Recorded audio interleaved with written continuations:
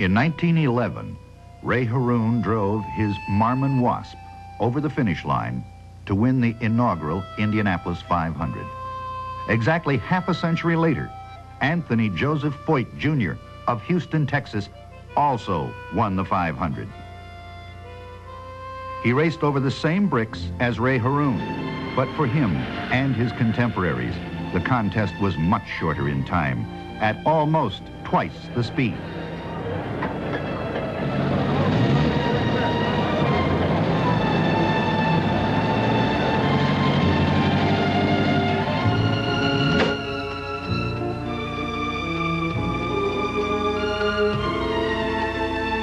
The following year, the ancient bricks in the main straightaway were paved over and speeds climbed.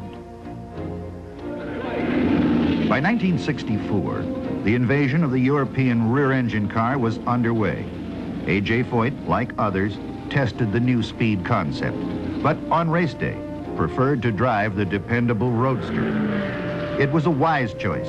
He won for a second time. But it was the last time that a Roadster would ever make the trip to Winner's Circle.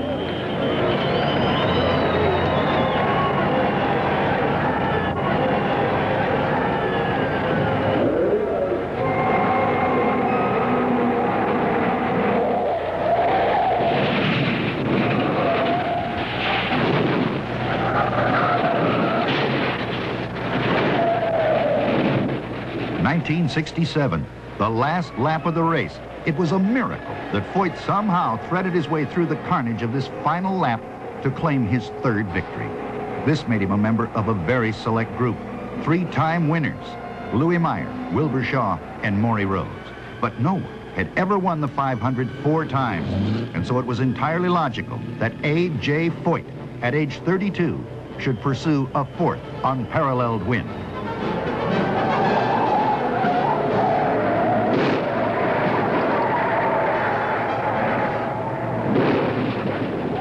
The Roadsters disappeared, and veteran drivers learned to live with the new, faster, rear-engine cars. In subsequent Memorial Day events, Foyt experienced frustration and disappointments. Wherever he raced, he was a strong competitor, winning a national reputation as a hard-driving, two-fisted Texas man. As you've heard me talk about the vacation for the 500 usually takes place 2 weeks before the race. Hoosier race fans in record numbers crowd into the old speedway to watch one car at a time fight the clock. On the luck of the draw, A.J. Foyt is first out, and he'd like to be the first man in history to break the 200-mile-per-hour barrier here.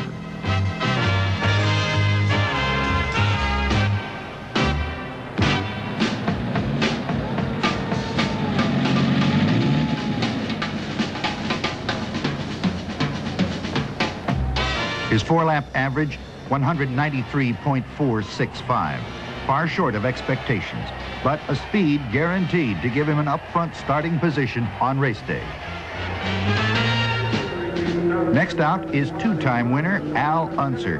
Both he and his brother Bobby are looking for their third 500 win.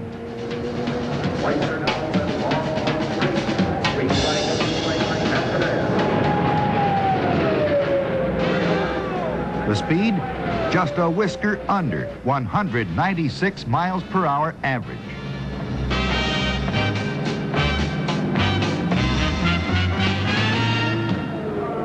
Tom Sneva goes out to win a place in his fourth Indianapolis race.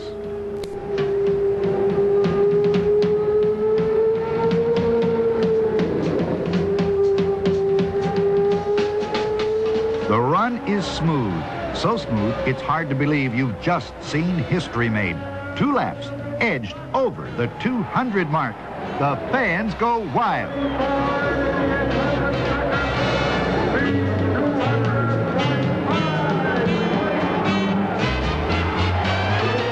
"15 years ago, when Parnelli Jones broke the 150-mile-per-hour barrier, a dedicated race fan named Phil Hedbach poured 150 silver dollars into PJ's helmet.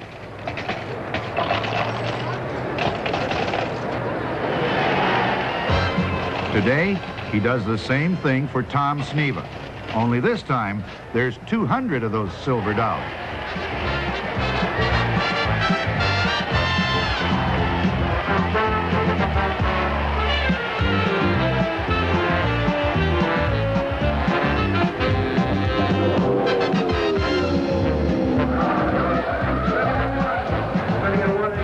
Tom Bigelow of Whitewater, Wisconsin, spins in the first turn. There's no damage, but a reminder to everyone that the difference between 200 miles per hour and a crash is a split second of timing.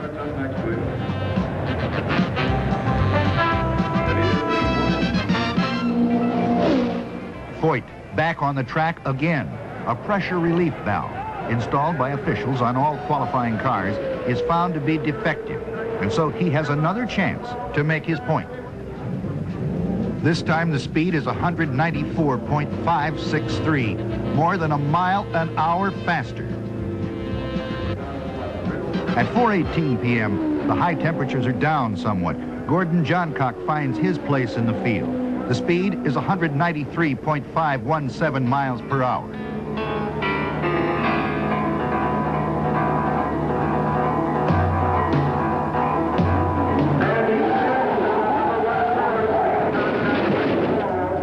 A few minutes later, Steve Krisiloff parks his racer against the southwest turn wall.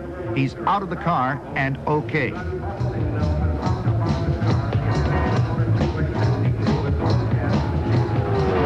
On the track, Bobby Unser, a two-time 500 winner and many-time Pikes Peak champion.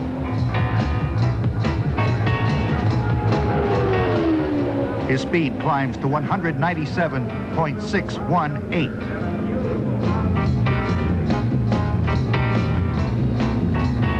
But another two-time winner is having problems. Johnny Rutherford earlier was running in the high 90s, but took a wave off. Now the car won't run right, and the day is almost gone. Parnelli Jones works with drag racing star Danny Ungaius, who pushes his car over the 190-mile-per-hour mark with ease.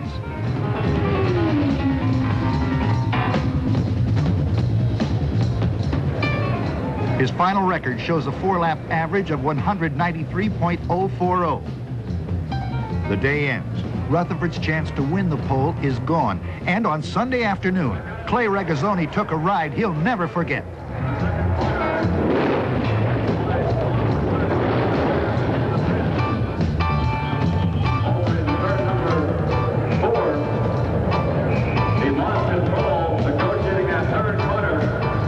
He's ready to go back and try again, but it won't be in that car. Bill Vukovich qualifies another Gilmore Foyt car. His speed 186.39. Good for the race. The 1977 Indianapolis 500 saw history being made with the first 200-mile-per-hour lap, the first four-time winner, and now the first woman wins her starting place in the field. Janet Guthrie pushed her car to 188.403, and Tony Hulman has a new problem. What do you say in place of "gentlemen, start your engines"? On the last day of qualification, Clay Regazzoni makes the field. They say if you have an accident, you should come back and drive as soon as possible. So his therapy consisted of 4 laps at an average 186.047. Time runs out. The 33 starting places are filled for the 1977 Indianapolis 500.